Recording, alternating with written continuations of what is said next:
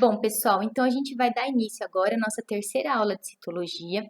Na nossa primeira aula, ela foi uma aula introdutória, onde a gente tratou a respeito do que é a célula, como que a célula é constituída, quais os tipos celulares, discutimos as teorias de origem do universo, origem da vida e, consequentemente, descoberta da célula. Nesse contexto, iniciamos microscopia, conversando a respeito do advento e desenvolvimento dos microscópios. Na segunda aula de citologia, a gente tratou sobre a classificação e estrutura dos microscópios e manuseio dos mesmos. Nessa terceira aula, eu vou trazer para vocês alguns métodos de preparação e coloração celular do material biológico que a gente deseja observar sob o microscópio óptico. E daí eu deixo uma pergunta aqui para vocês. Por quê? Qual que é a importância de se preservar, de se utilizar o método correto para o material biológico que você deseja observar? Para quê? Qual que é a importância? A importância, gente, é justamente evitar a formação de imagens fakes, digamos assim.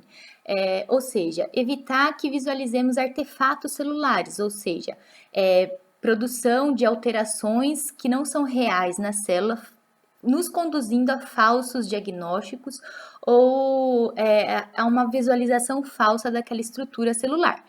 Então é importante que as células, os tecidos observados sobre o microscópio óptico estejam perfeitamente preservados, porque eles devem apresentar a mesma estrutura e composição que eles apresentam quando eles integram ali o corpo animal, que eles possuíam quando eles eram estruturas ainda vivas, digamos assim. Tá? Então, a estrutura, o material biológico a ser observado, ele tem que manter suas características originais.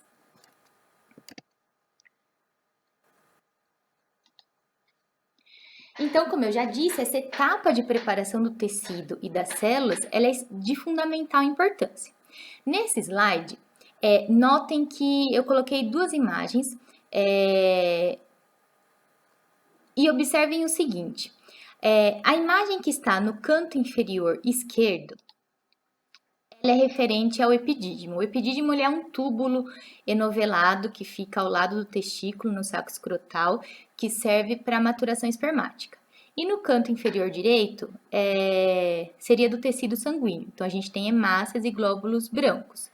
Então, assim, em uma imagem nós temos um órgão sólido, na outra imagem nós temos um tecido que é líquido. Eu pergunto para vocês, vocês acham que eu utilizei a mesma técnica de preparo celular para produzir essas imagens?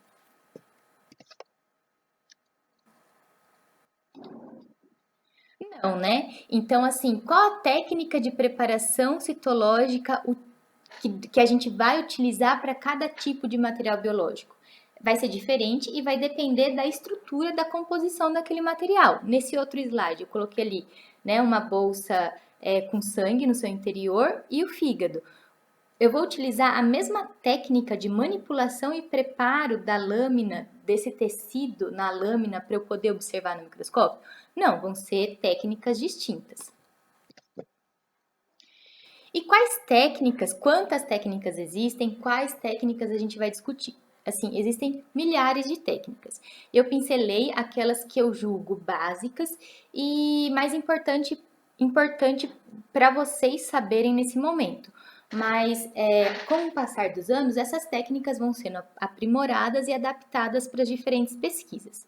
Então, nessa aula, a gente vai tratar das seguintes técnicas. Então, a gente tem montagem total, esfregaço, espalhamento ou suave, esmagamento, deslizamento ou squash, decalque ou imprint e corte histológico. As técnicas que estão marcadas em vermelho são aquelas que a gente vai conseguir desenvolver ou visualizar no nosso laboratório, aqui no Instituto de Ciências Agrárias de Montes Claros, tá? As em verde a gente não vai conseguir desenvolver. Com relação ao corte histológico, vai ser nosso principal material de estudo. Nós não vamos conseguir produzir essas lâminas de corte histológico aqui, porque a gente não tem estrutura para isso. Mas vai ser objeto de estudo em termos que vocês vão ter acesso a essas lâminas já prontas com esses cortes histológicos para estudo. Então, vamos Falar da primeira técnica, de montagem total. O que consiste a técnica de montagem total? Nada mais é do que você depositar um material biológico a ser estudado sobre uma lâmina, sem a necessidade de maiores intervenções, depois fixar esse material a essa lâmina e fazer a coloração ou não conforme a estrutura que você deseja observar. Com qual material eu posso fazer essa montagem total? Com materiais que sejam finos e transparentes, que eles vão ser colocados diretamente sobre a lâmina. Qual que é a vantagem desse método? Ele garante a preservação da estrutura celular e da relação das células com a matriz extracelular na qual essas células estão inseridas, uma vez que a gente não vai precisar manipular muito esse material. Com quais tecidos, com quais materiais biológicos eu posso realizar a montagem total? Então, eu vou dar alguns exemplos. A gente pode, se você quiser analisar a composição, a estrutura das células que compõem o mesentério ou peritônio. O que é o peritônio? Eu não sei se vocês já tiveram oportunidade de acompanhar a necrópsia ou abate de algum animal. Quando abre a cavidade abdominal, vocês notam que existe uma membrana serosa transparente, bem fininha, que tem com deposição de gordura que recobre as vísceras na cavidade abdominal. Isso é o peritônio. Ele serve para proteger os órgãos e ocupar o espaço dentro da cavidade abdominal. Parte desse peritônio tem continuidade entre as alças intestinais, formando o mesentério, que vocês conseguem observar na segunda imagem ali. Então, notem que quando eu puxo aqui a alça intestinal, eu vejo o mesentério.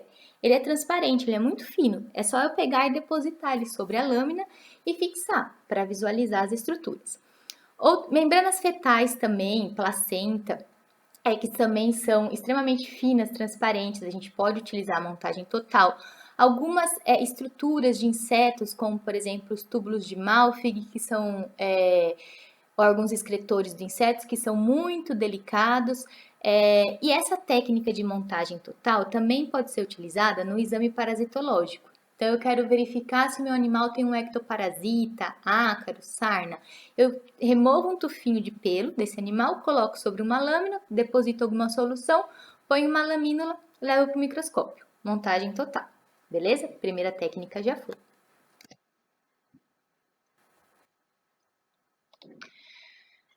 A segunda técnica, esfregaço. O que é e quando eu realizo esfregaço? Bom, o esfregaço eu vou utilizar quando eu estiver trabalhando com tecido líquido, ou seja, sangue, líquido cefalorraquidiano ou líquor. O que é o líquor? Líquor é um líquido que recobre, tá, o sistema nervoso central, medula espinhal e cérebro. Então, assim, quando eu quiser analisar se existe algum parasita nesses fluidos, por exemplo, eu devo fazer um esfregaço. Como que é a técnica do esfregaço? Então, assim, quando eu trabalho com tecido líquido, eu vou fazer esfregaço. Como que é a técnica do esfregaço? Eu vou trabalhar com duas lâminas, certo? Então, eu vou ter uma lâmina que vai ser a minha base, eu vou despejar uma gotinha desse fluido numa das extremidades da lâmina e vou vir com a outra lâmina formando um ângulo de 45 graus com relação a essa lâmina de baixo. Então, eu trago essa lâmina até próximo à minha gotinha de sangue, por exemplo, encosto nessa lâmina na gotinha de sangue, deixo o sangue escorrer nessa lâmina aqui por capilaridade e empurro, tá? Quando você empurra, o que você faz? Você leva essa gota de sangue junto contigo. E isso forma como se fosse um esfregaço, como se você estivesse arrastando o sangue. Note que a lâmina que está acima da lâmina de base, ela não pode passar por cima do sangue e vir arrastando o sangue, senão você destrói a célula. Ela só vai encostar na gotinha de sangue e por capilaridade fazer com que o sangue percorra a lâmina de base. Qual que é a vantagem dessa célula? Por que eu não posso fazer uma montagem total, por exemplo, com sangue? Por que eu não posso só depositar uma gota de sangue na lâmina e pôr uma lamínula e observar? Porque senão o sangue, por exemplo, tem muita célula. Se você fizer isso, vai ficar uma célula em cima da outra, você não vai conseguir individualizar a célula. Quando você faz o esfregaço, você esparrama as células. Então, você consegue quantificar e visualizar essas células de uma melhor forma. Então, quando você faz o esfregaço, a imagem, a estrutura que é formada no final, é como se fosse essa imagem que eu coloquei nesse slide aqui. Então, vou ampliar. Próximo ao local da gota de sangue, você vai ter um acúmulo maior de células. Daí você vai ter uma fase intermediária, que é chamada de 2 aqui em verde, onde as células já estão distribuídas de uma maneira mais isolada. E o resto, né, do esfregaço, que a gente chama de franja, onde as células já estão muito rarefeitas, digamos assim, né? Qual que é o local ideal de se avaliar e quantificar as células? Seria nessa área intermediária, porque ali na franja corre o risco de você subestimar, né, a quantidade de células, por exemplo. Aí vocês vão me perguntar: "Ah, tá, mas qual que é a importância de eu saber isso? Para que vai servir isso na minha vida?" Bom, eu não sei se vocês já ouviram falar, eu só vou exemplificar, tá ok? Não vou entrar em méritos dessa doença, mas se vocês já ouviram falar da doença tristeza parasitária bovina.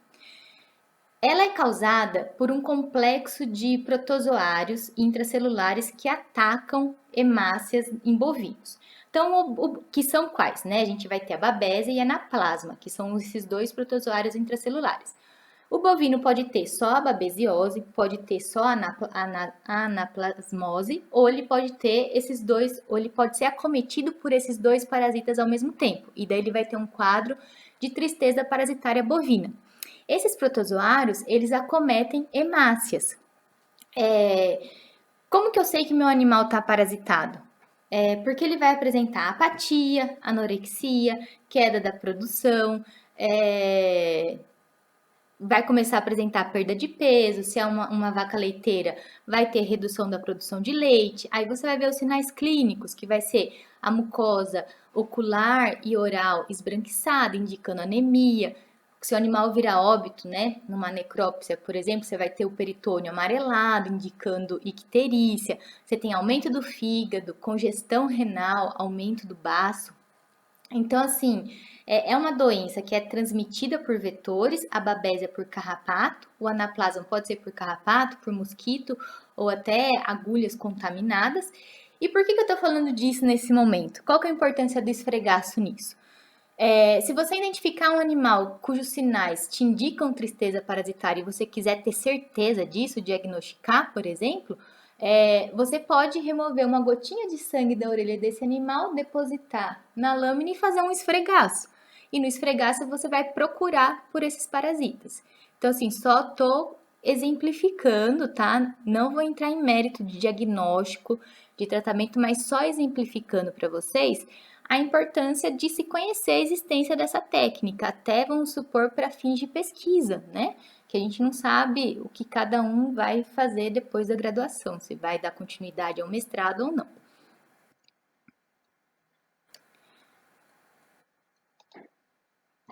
Então tá, fiz o esfregaço. Se eu não corar essas células, eu não vou conseguir visualizar nada.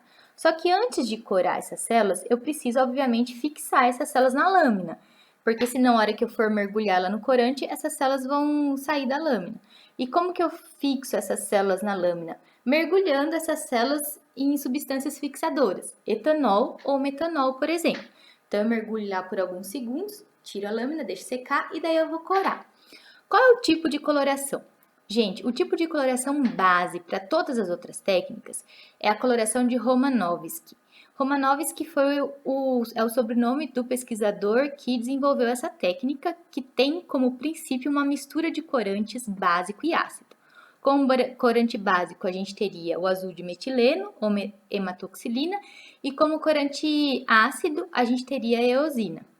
Então, essa mistura de corantes ácido e básico permite a coloração simultânea do núcleo e citoplasma celular. Como que isso acontece?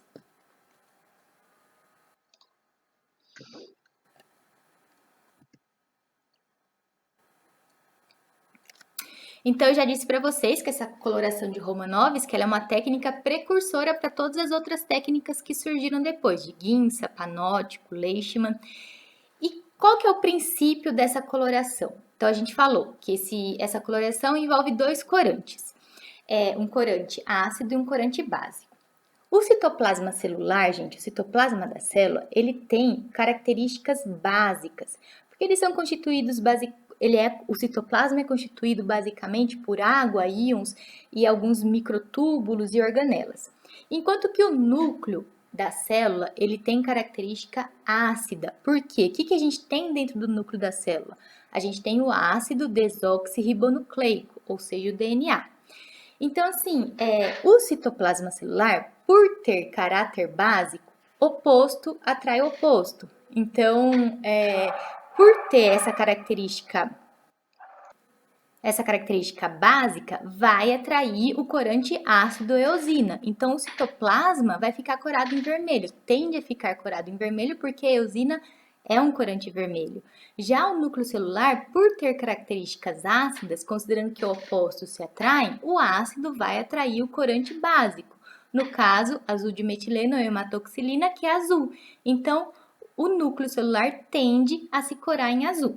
Eu vou bater nessa tecla ao longo dos slides, tá?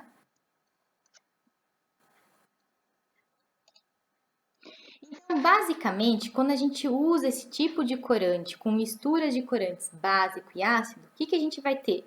O núcleo celular corado, geralmente em azul, por conta do núcleo ser ácido e atrair o corante básico, que é um corante azul, azul de metileno ou hematoxilina, e o citoplasma celular vai se corar em vermelho, por conta do citoplasma ter uma característica básica e atrair um corante ácido, que no caso a eosina é um corante vermelho. Quando a gente tem células com núcleo muito grande, que atrai, né, que daí tem uma atração muito grande pelo corante azulado, corre o risco de ter uma sobreposição no citoplasma de ambos os corantes, né? Eosina e hematoxilina, por exemplo, e daí às vezes o citoplasma ele fica um pouco mais violeta do que vermelho, rosa.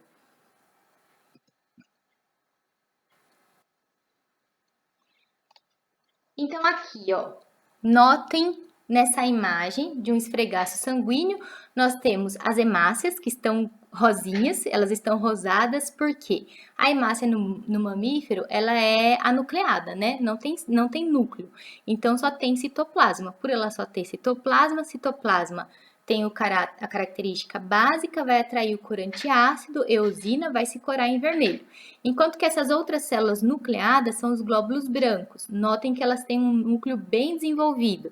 Então, esse núcleo, ele tem característica ácida, atrai o corante básico, no caso azul de metileno ou hematoxilina, se cora em azul. E o citoplasma fica ali mais claro, né? No caso, corado em violeta, por conta dessa sobreposição de eosina hematoxilina, mas o citoplasma vai se corar em eosina. E aqui tem mais uma informação importante. As estruturas que atraem o corante ácido vão ser chamadas de acidófilas, porque se a gente observar a etimologia da palavra ali, filia, né, amigo, então acidófilas, amiga do ácido.